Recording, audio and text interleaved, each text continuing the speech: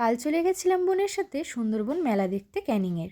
সেখানটায় গিয়ে প্রথমেই আমরা ঢুকে পড়ি প্রদর্শনীর ভিতরে। প্রদর্শনীর ভিতরে এবছর আমরা অনেক সুন্দর সুন্দর জিনিস দেখেছি। ফুলের গাছ দেখেছি, বিভিন্ন ইন্ডিয়ান স্কাল্পচার দেখেছি, কত সুন্দর ফটোগ্রাফির ফটোজ দেখেছি বাঁধানো। তারপরে চলে গেছিলাম বিভিন্ন রকমের আঁকা দেখতে, যেগুলো কম্পিটিশনে সুন্দরবন মেলায় ছোট বাচ্চারা এঁকেছে। সেইটা দেখা কমপ্লিট করা হলে আমরা চলে গেছিলাম এরকম সুন্দর সাজানো মেলাটা দেখতে। মেলায় গিয়ে মেয়েদের তো কানের দুল, গলার হার এইগুলো তো লেগেই থাকে, কিনতেই হবে। আর মেলা মানেই আমরা জানি বিভিন্ন রকমের জিনিসপত্রের ছটা। সেখানে কাচের চুড়ি, স্টিকার বুক, কাচের কাপ, এইগুলো যেন মেলার ঐতিহ্য, মেলার এইগুলোই ইমোশান।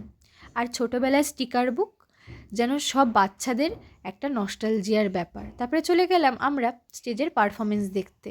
সেখানে গিয়ে দেখলাম দিদিরা সব নাচছে। তারপরে খেয়ে ফেললাম মোমো।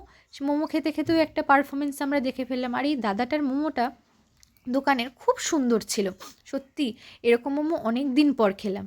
তারপরে আমরা চলে গেলাম নাগরদোলা চড়তে, আমি আর বোন।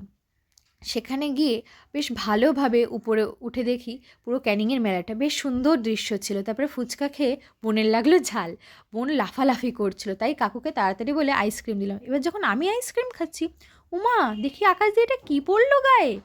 মেলা is not safe for us, এটা আজকে তো পুরো বুঝেই গেলাম। দেখা হচ্ছে নেক্সট।